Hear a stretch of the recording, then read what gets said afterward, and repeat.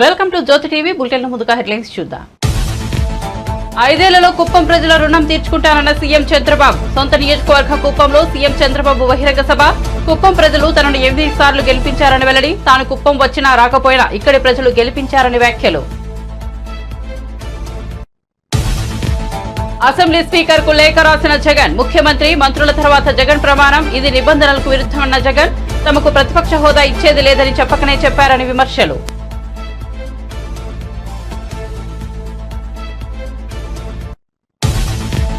Justice Narasimha Reddy commission ను రద్దు చేయాలని హైకోర్టులో కేసీఆర్ పిటిషన్. కమిషన్ ఏర్పాటు సహజ న్యాయ సూత్రాలకు విరుద్ధమని పేర్కొన్న కేసీఆర్.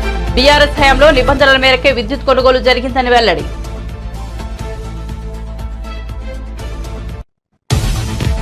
లోక్సభలో ఎంపీగా అసదుద్దీన్ ప్రమాణం. జై భీమ్ జై మీమ్ జై తెలంగాణతో పాటు జై పాలస్తీనా అనే నినాదాలు. నినాదంపై అధికార పక్షం అభ్యంతరం.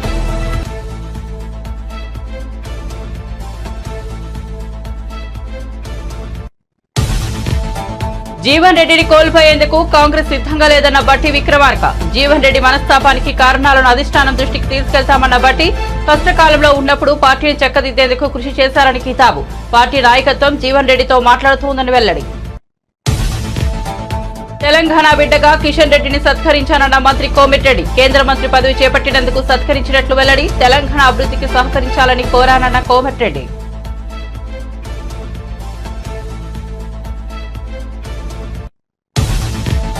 మంత్రి పొన్నం ప్రభాకర్ పై అవినీతి ఆరోపణలు చేసిన పాడి ప్రయాష్ తరలింపులో 100 కోట్ల ముడుపులు స్వీకరించారని ఆరోపణ. చెల్పూర్లోని హనుమాన్ టెంపుల్లో ప్రమాణం చేయాలని సవాల్.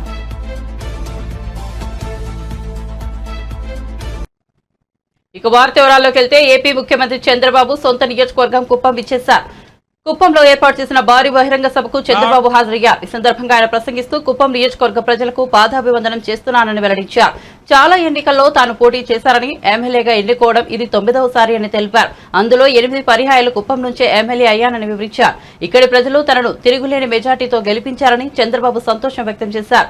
కుప్పం వ్యవహారాలు చూస్తున్న ఎమ్మెల్సీ శ్రీకాంత్ కు, మంత్రి మండిపల్లి రాంప్రసాద్ రెడ్డికి, మండల పార్టీ నేతలకు అభినందనలు తెలుపుకుంటున్నట్లు వెల్లడించారు. కుప్పం ముద్దు బిడ్డగానే పుడతాను, మీ సేవ కోసమే ఉంటాను. అలాంటి అరుదైన అనుభవం ఈ నియోజకవర్గం. ఈసారి ఎన్నికలు జరిగాయి. 164 మంది ఎమ్మెల్యేలు గెలిపించారు. వైఎస్ఆర్ కాంగ్రెస్ పార్టీని చిత్తుగా ఓడించారు. 11 సీట్లే గెలిచారు. అంటే ప్రజాస్వామ్యంలో ఎవరైనా సరే విర్ర వీగితే ఇదే గతి పడుతుందని ప్రజలు నిరూపించారని చెప్పి నేను మీ అందరికీ తెలియజేస్తున్నా. కుప్పం నియోజకవర్గం ఉంది, నా సామాజిక వర్గం లేదు గాని ఈ వెనుకబడిన వర్గాలే నా సామాజిక వర్గం. 40 ఏళ్లుగా గెలిపిస్తున్నారు. అందుకే రాష్ట్రంలో 8 మంది కేబినెట్ మంత్రులుగా బీసీలను పెట్టాం. ఇది ఒక చరిత్ర. 24 మందికి 8 మంది బీసీలు ఉండడం చరిత్ర అని చెప్పి కూడా నేను మీకు తెలియజేస్తున్నా. ఈరోజు 4వసారి నేను ముఖ్యమంత్రిగా ప్రమాణ స్వీకారం చేశాను.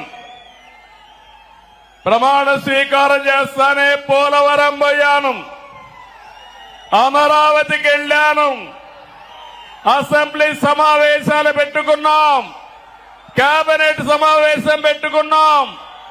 తర్వాత నాకు ప్రత్యక్ష దేవుళ్ళైన కుప్పం దేవుళ్ళని కలవడానికి ఇక్కడికి వచ్చాను. ఇక్కడి నుంచి ప్రజాక్షేత్రానికి వెళతాను. వెళ్లే ముందు మీ ఆశీస్సులు తీసుకోవాలని, మీ అందరితో కలిసి మాట్లాడాలని, మిమ్మల్ని చూడాలనే ఉద్దేశంతోనే నేను ఇక్కడికి వచ్చాను. నేను ఈరోజు ఒకే ఒక విషయం మీ అందరికీ విజ్ఞప్తి చేస్తున్నాను. నేను మీకు రుణపడి ఉన్నాను. 5 ఏళ్లలో మీ రుణం తీర్చుకుంటానని మరొక్కసారి మీ అందరికీ హామీ ఇస్తున్నా, వాగ్దానం ఇస్తున్నా. అన్ని విధాల అభివృద్ధి చేస్తాను.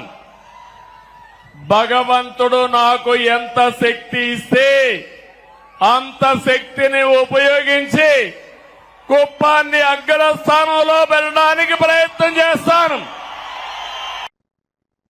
ఏపీ అసెంబ్లీలో ఎమ్మెల్యేల ప్రమాణ స్వీకారం జరిగిన తీరుపై మాజీ సీఎం జగన్ అభ్యంతరం వ్యక్తం చేశారు. ముఖ్యమంత్రి మంత్రుల తర్వాత తనకు ప్రమాణ స్వీకారం చేసే అవకాశం ఇవ్వడాన్ని ఆయన ఆక్షేపించారు. తమకు విపక్ష హోదా ఇవ్వరాదని ముందే నిర్ణయించుకున్నారా అని ప్రశ్నించారు. ముఖ్యమంత్రి మంత్రుల తర్వాత తనతో ప్రమాణం చేయించడం అసెంబ్లీ నియమావళికి విరుద్ధమని పేర్కొన్నారు. ఈ మేరకు Jagan AP assembly speaker Ayyanna పాత్రుడికి లేఖ రాశారు. విపక్షంలో ఎక్కువ సీట్లు ఉన్నవారికే ప్రతిపక్ష హోదా ఇవ్వాలని చట్టంలో స్పష్టంగా పేర్కొన్నారని జగన్ తన లేఖలో పేర్కొన్నారు. అంతే తప్ప ప్రతిపక్ష హోదా ఇవ్వాలంటే 10% సీట్లు ఉండాలని ఎక్కడా చెప్పలేదని స్పష్టం చేశారు. తెలంగాణ విద్యుత్ కమిషన్ పై బీఆర్ఎస్ అధినేత కేసీఆర్ హైకోర్టును ఆశ్రయించారు. జస్టిస్ నరసింహారెడ్డి కమిషన్ రద్దు చేయాలని కేసీఆర్ రిట్ పిటిషన్ దాఖలు చేశారు. కమిషన్ ఏర్పాటు సహజ న్యాయ సూత్రాలకు విరుద్ధమని పిటిషన్లో పేర్కొన్నారు. బీఆర్ఎస్ హయాంలో నిబంధనల మేరకే విద్యుత్ కొనుగోలు జరిగిందని తెలిపారు. జస్టిస్ నరసింహారెడ్డి మీడియా సమావేశం ఏర్పాటు చేసి మరీ ఏకపక్షంగా వ్యవహరించారని అందులో పేర్కొన్నారు. ఈ పిటిషన్లో విద్యుత్ కమిషన్ జస్టిస్ నరసింహారెడ్డిని కేసీఆర్ ప్రతివాదులుగా చేర్చారు. ఎనర్జీ విభాగాన్ని కూడా ప్రతివాదిగా చేర్చారు.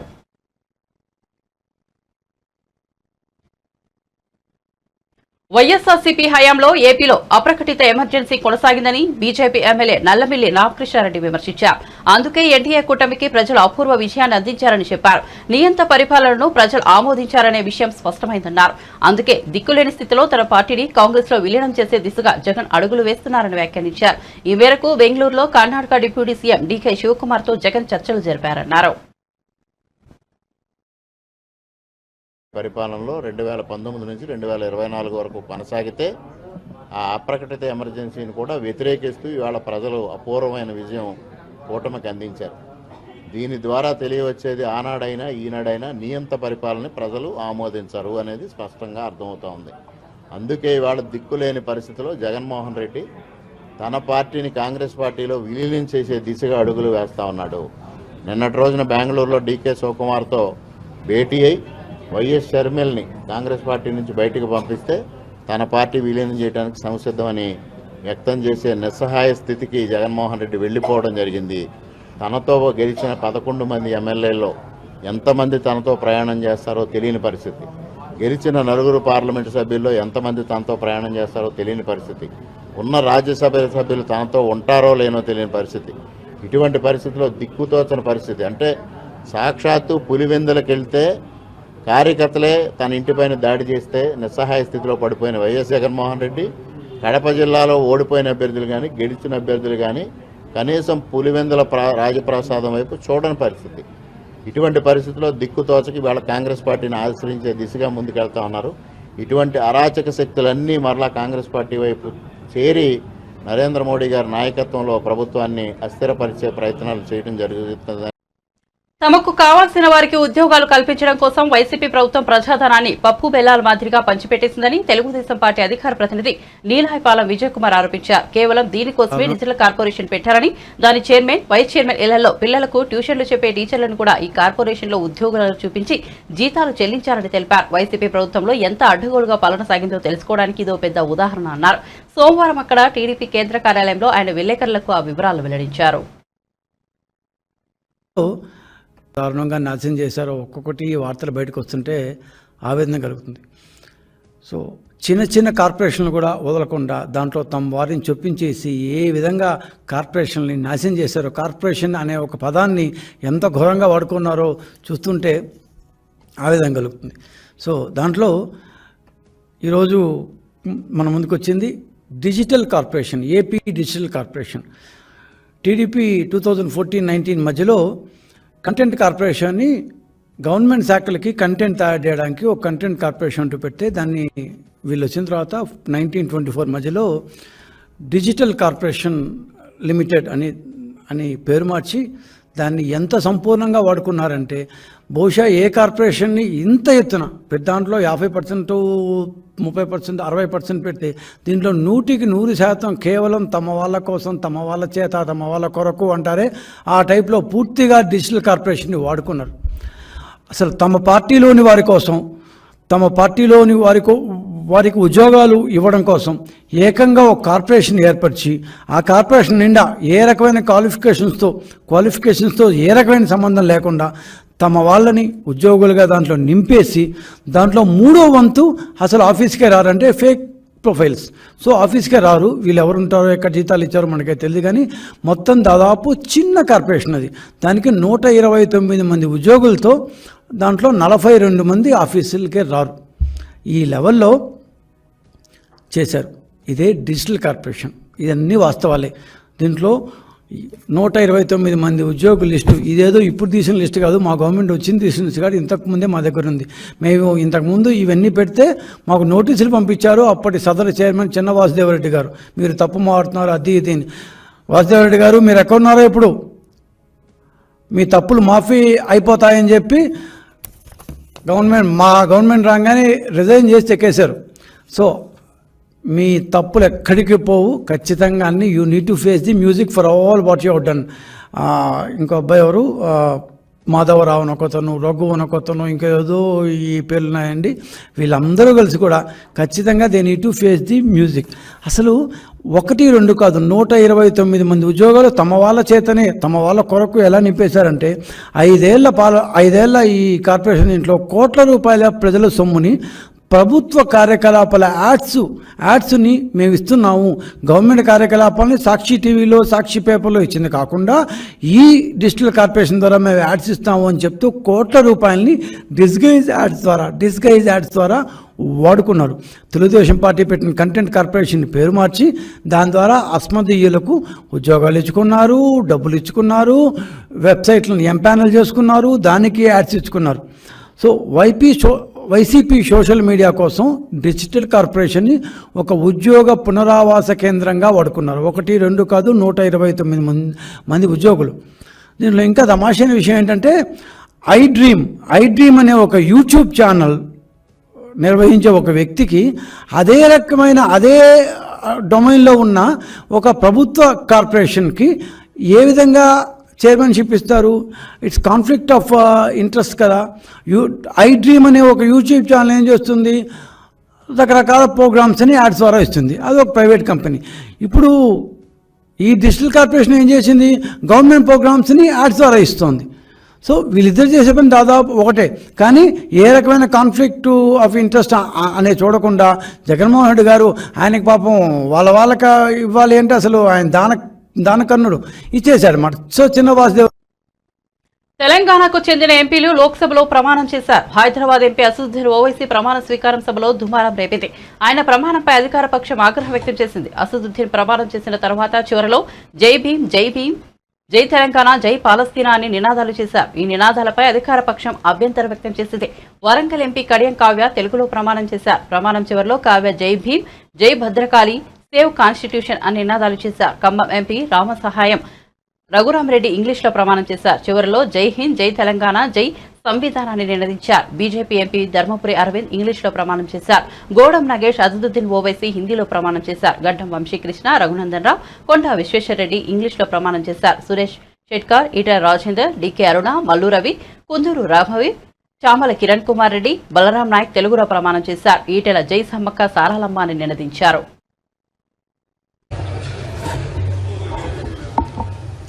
नहमदुहु व नुसल्ली अला रसूलिल करीम अम्मा बाद फ़ाऊज़ु बिल्लाहि मिनश शैतानिर रजीम बिस्मिल्लाहिर रहमानिर रहीम। मैं असदुद्दीन ओवैसी, जिसे लोकसभा का रुकन मंतखब किया गया है, अल्लाह के नाम से हल्फ उठाता हूँ कि मैं भारत के आइन पर जो क़ानून के मुजब तय पाया है एतक़ाद रखूँगा, उसका वफ़ादार रहूँगा। मैं भारत के इक़्तिदार आला और सालिमियत को बरकरार रखूँगा और जिस ओहदे को मैं संभालने वाला हूँ इसके फ़राइज़ और वफादारी से अंजाम दूंगा। जय भीम, जय मीम, जय तेलंगाना, जय फ़लस्तीन, तकबीर, अल्लाहु अकबर।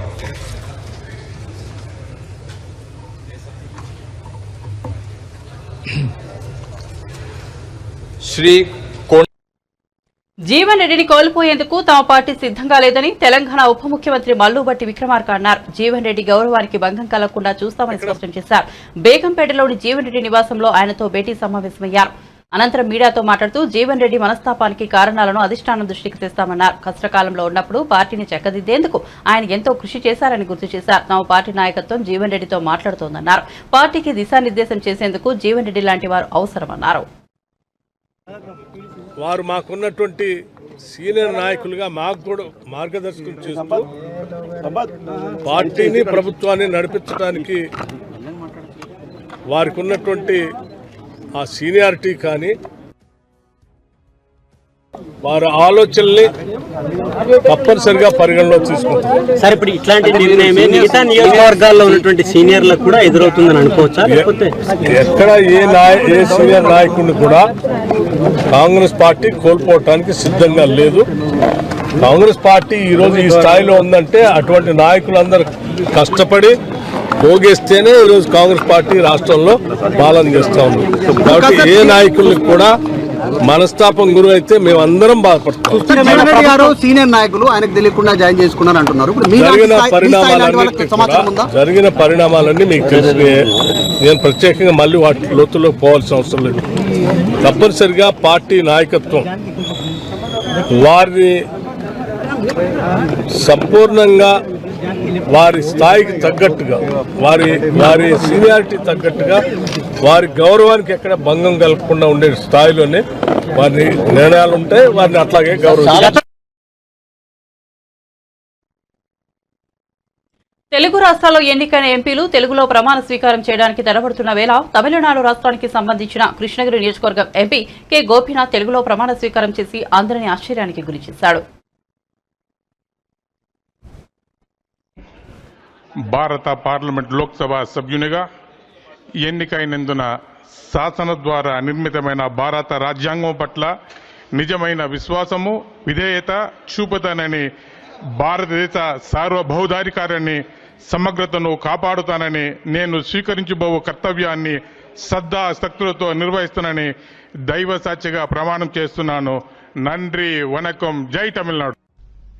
నేను భారత పార్లమెంట్ లోక్సభ సభ్యునిగా ఎన్నికైనందున శాసన ద్వారా నిర్మితమైన భారత రాజ్యాంగం పట్ల నిజమైన విశ్వాసము విధేయత చూపుతానని, భారతదేశ సార్వభౌమాధికారాన్ని సమగ్రతను కాపాడుతానని, నేను స్వీకరించబో కర్తవ్యాన్ని శ్రద్ధాశక్తులతో నిర్వహిస్తానని దైవ సాక్షిగా ప్రమాణం చేస్తున్నాను. నంద్రి వనకం, జై తమిళనాడు. తెలంగాణ బిడ్డ కిషన్ రెడ్డి కేంద్ర మంత్రి పదవి చేపట్టినందుకు ఆయనను సత్కరించానని తెలంగాణ మంత్రి కోమిటిరెడ్డి వెంకటరెడ్డి తెలిపారు.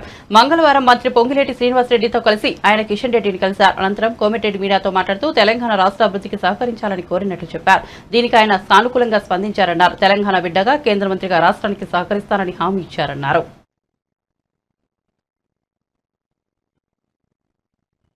ఫ్లైయాస్ తరలింపు విషయంలో మంత్రి పొన్నం ప్రభాకర్ 100 కోట్ల అవినీతికి పాల్పడ్డారని బీఆర్ఎస్ ఎమ్మెల్యే పాడి కౌశిక్ రెడ్డి ఆరోపించిన విషయం తెలిసిందే. ఈ విషయంపై బీఆర్ఎస్ కాంగ్రెస్ నేతల విమర్శలు ప్రతి విమర్శలు హుజూరాబాద్ నియోజకవర్గంలో ఉద్రిక్తతకు దారితీశాయి. ఇరు పార్టీల నేతలు సవాళ్లు ప్రతి సవాళ్ల నేపథ్యంలో పాడి కౌశిక్ రెడ్డిని పోలీసులు హౌస్ అరెస్ట్ చేశారు. మంత్రి పొన్నం ప్రభాకర్ పై పాడి కౌశిక్ రెడ్డి చేసిన విమర్శలను కాంగ్రెస్ పార్టీ ఇన్ఛార్జ్ ప్రణవ్ తోసిపుచ్చారు. కౌశిక్ రెడ్డిపై అవినీతి ఆరోపణలు గుప్పిస్తూ చెల్పూర్ హనుమాన్ టెంపుల్లో ప్రమాణం చేయాలని సవాల్ విసిరారు. ఈ సవాల్ను స్వీకరించిన పాడి మంగళవారం ఉదయం వీణవంకలోని తన నివాసం నుంచి చెల్పూర్ బయలుదేరగా పోలీసులు అడ్డుకుని హౌస్ అరెస్ట్ చేశారు. మరోవైపు ప్రణవ్ కూడా చెల్పూర్ బయలుదేరారు. దీంతో పోలీసులు హనుమాన్ దేవాలయం వద్ద 144 సెక్షన్ అమలు చేశారు. హుజూరాబాద్ జమ్మికుంట రహదారిలో బారికేడ్లను ఏర్పాటు చేసి కార్యకర్తలను ఎవరిని అక్కడికి అనుమతించడం లేదు. హనుమాన్ టెంపుల్లో చుట్టూ పోలీసులు భారీగా మోహరించారు. మీడియా సాక్షిగా ఇలా తడి బట్టలతోని వెంకటేశ్వర స్వామి తిరుపతి వెంకటేశ్వర స్వామి కండువ కప్పుకొని హనుమంతుని కొండగట్టు హనుమంతుని విగ్రహం పటం చేతిలో పట్టుకొని ఇలా ప్రమాణం చేస్తా ఉన్నాను. పాడి కౌశిక్ రెడ్డి అనే నేను నా హుజూరాబాద్ నియోజకవర్గంలో ఏ ఒక్క అవినీతి చెయ్యలేదని ఆ వెంకటేశ్వర స్వామి సాక్షిగా హనుమంతుని సాక్షిగా, చెల్పూర్ హనుమాన్ స్వామి సాక్షిగా ప్రమాణం చేసి చెప్తా ఉన్నానని చెప్పి ఈ సందర్భంగా తెలియజేస్తాను. శేఖర్, నా రిక్వెస్ట్ ఏంటంటే నేను రిక్వెస్ట్ ఏం చేస్తున్నా, నేను మీ లా అండ్ ఆర్డర్ ని గౌరవిస్తున్నా, మీ అందరిని కూడా గౌరవిస్తున్నా. కాబట్టే నేను ఇంతసేపు కూడా ఓపికగా ఉన్నా. సిపి గారు కూడా పర్మిషన్ ఇస్తారని వెయిట్ చేస్తున్నా. మీరు చేయకపోతే నన్ను ఒక్కరిని పంపురు, జస్ట్ 1% ని పంపురు. నేను ఒక్కరిని, నేను ఏమంటున్నా, ఇప్పుడు సవాల్ విసిరింది అయితే వాళ్ళే కదా సీఏ గారు. కాదు, ఒక్క నిమిషం. ఇప్పుడు సవాల్ విసిరింది మంత్రి గారు, వాళ్ళ ప్రభుత్వమే. నేనేమంటున్నా, ప్రభుత్వం సవాల్ విసిరి నేను స్వీకరించిన మీరు నన్ను ఎస్కాట్ లో తీసుకుపోండి, నన్ను సింగిల్ పర్సన్ ని తీసుకుపోండి అని రిక్వెస్ట్ చేస్తున్నా. ఎందుకంటే నేను ప్రమాణం చేయడానికి సిద్ధంగా ఉన్నా. నేను చేసా సింగిల్ పర్సన్ తీసుకుపోరాదు, విత్ ఫుల్ ఎస్కాట్ తీసుకొని పోండి. నా గన్మెన్ రారు, నా కార్యకర్తలు రారు, ఎవరు రారు, ఓన్లీ 1% వస్తా. ప్లీజ్ దయచేసి కానీ కొంచెం దయచేసి మీరు అర్థం చేసుకోండి. కాదు, నేను అనేది ఏంటంటే మేమైతే మిమ్మల్ని ఇబ్బంది పెడతాను కదా, మేమైతే ఏమి ఇబ్బంది నేను ఒక్కనే వస్తా అంటున్నాను. మా కార్యకర్తలు ఒక్కరు రారు, నేను ఒక్కనే వస్తాను. నాకు పోలీసు వాళ్ళు అనుమతిస్తలేరు కాబట్టి ఒక బాధ్యత కలిగిన శాసనసభ్యునిగా నా నియోజకవర్గ శాంతి భద్రత దృశ్యాల ఇలా అవన్నీ ఆలోచన చేసి చాలా ఓపికగా ఉండి మా బీఆర్ఎస్ పార్టీ కార్యకర్తలు దాదాపు 10,000 మంది ఇలా ఊరూరు నుంచి బయలుదేరుతామని ఫోన్లు చేసిన, నేను వీళ్ళు అరెస్ట్ చేసిన ఎవరిని కూడా తొందరపడొద్దు. మనం బాధ్యత కలిగిన పొజిషన్ ఉన్న మీ నియోజకవర్గంలో మీరు ఎవరు రాకుండా నేను ఒక్కనే వస్తా అని చెప్పిన. నేను పొన్నం ప్రభాకర్ గారిని ఒక్కటే చెప్తా ఉన్నా, మీకు ఫ్లై యాష్ లో మీరు 100 కోట్ల అవినీతి చేసిరని నేను బహిరంగంగా చెప్పడం జరిగింది. మీరు ఎందుకు ఇయ్యాలటి దాకా ఆ ఫ్లై యాష్ మీద మీరు స్పందిస్తలేరు? ఎందుకంటే మీరు అవినీతి చేసిరు కాబట్టే మీరు స్పందిస్తలేరా? నేను మరొక అవకాశం నీకు ఇస్తా ఉన్నాను. నిన్న చెప్పినా ఇవాళ కూడా చెప్తున్నా, మీ అందరూ రేపు నువ్వు పబ్లిక్ అవసరం లేదు, కార్యకర్తలు అవసరం లేదు, నీ కార్యకర్తలు అవసరం లేదు, పబ్లిక్ నువ్వు ఒక్కనివిరా, నేను ఒక్కనే వస్తా. నువ్వేం పెద్ద సీనియర్ ఏం కాదు, నువ్వు ఫస్ట్ టైం ఎమ్మెల్యే, నేను ఫస్ట్ టైం ఎమ్మెల్యే. ఇద్దరం కలిసి పోదాం. నువ్వు ఈ 100 కోట్ల అవినీతి చెయ్యలేదని ప్రమాణం చేయి. నేను నీకు బహిరంగంగా క్షమాపణ చెప్తా. రేపు కూడా పొన్నం ప్రభాకర్ గారు నాలాగా నేను ఎట్లయితే నా నిజాయితీ నిరూపించుకున్నా ఇవాళ, రేపు పొన్నం ప్రభాకర్ గారు వెంకటేశ్వర స్వామి సాక్షిగా రేపు వచ్చి ప్రమాణం చేస్తారని నేను అనుకుంటా ఉన్నాను. రేపు నేను మాత్రం ఖచ్చితంగా అపోలో టీటీడీ వెంకటేశ్వర స్వామి టెంపుల్ దగ్గరికి నేను ఖచ్చితంగా పోతాను. రేపాడ నీకోసం 11 గంటలకి వెయిట్ చేస్తాను. మీరు ఖచ్చితంగా వస్తారని ఆశిస్తా ఉన్నాను. ప్రభుత్వం మీదే, పోలీసులతో నన్ను అరెస్ట్ చేపియొద్దు, మీరు కూడా అరెస్ట్ కావద్దు. మీరు ఎందుకంటే ప్రభుత్వం మీరే, మంత్రి మీరే, ఏం లొల్లి లేదు. మొత్తం సెక్యూరిటీ పెట్టు, అందరినీ సెక్యూరిటీ పెట్టుకొని మన ఇద్దరమే వయసొద్దాం. టెంపుల్ లోపలికి పూజారీలు ఉంటారు, ఆడ వయసొద్దాం. తడి బట్టలు ఇద్దరం ఆడని గుడిలోనే స్నానం చేద్దాం, ఇద్దరం లోపలికి పోయి ప్రమాణం చేద్దామని. బులెటిన్ ముగించే ముందు హెడ్లైన్స్ మరోసారి చూద్దాం.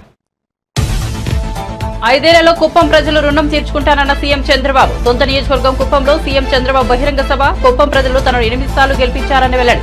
తాను కుప్పం వచ్చినా రాకపోయినా ఇక్కడ ప్రజలు గెలిపించారని వ్యాఖ్యలు.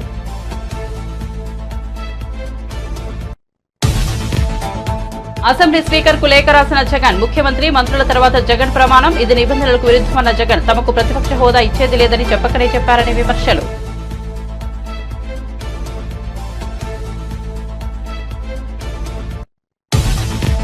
జస్టిస్ నరసింహారెడ్డి కమిషన్ రద్దు చేయాలని హైకోర్టులో కేసీఆర్ పిటిషన్. కమిషన్ ఏర్పాటు సహజ న్యాయ సూత్రాలకు విరుద్ధమని పేర్కొన్న కేసీఆర్, బీఆర్ఎస్ హయాంలో నిబంధనల మేరకే విద్యుత్ కొనుగోలు జరిగిందని వెల్లడి.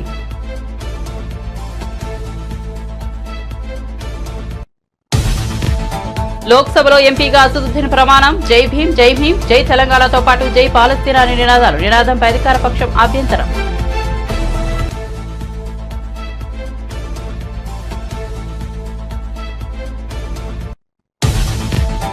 జీవన్ రెడ్డిని కోల్పోయేందుకు కాంగ్రెస్ సిద్ధంగా లేదన్న బట్టి విక్రమార్క. జీవన్ రెడ్డి మనస్తాపానికి కారణాలను అధిష్టానం దృష్టికి తీసుకెళ్తానన్న బట్టి కష్టకాలంలో ఉన్నప్పుడు పార్టీని చక్కదిద్దేందుకు కృషి చేశారని కితాబు. పార్టీ నాయకత్వం జీవన్ రెడ్డితో మాట్లాడుతోందని వెల్లడి. తెలంగాణ బిడ్డగా కిషన్ రెడ్డిని సత్కరించానన్న మంత్రి కోమటిరెడ్డి. కేంద్ర మంత్రి పదవి చేపట్టినందుకు సత్కరించినట్లు వెల్లడి. తెలంగాణ అభివృద్ధికి సహకరించాలని కోరానన్న కోమటిరెడ్డి.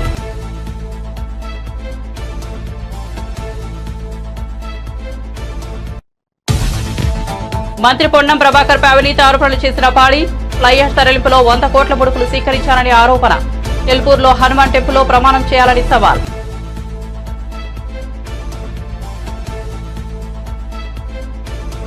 మరిన్ని అప్డేట్స్ కోసం చూస్తూనే ఉండండి జ్యోతి టీవీ.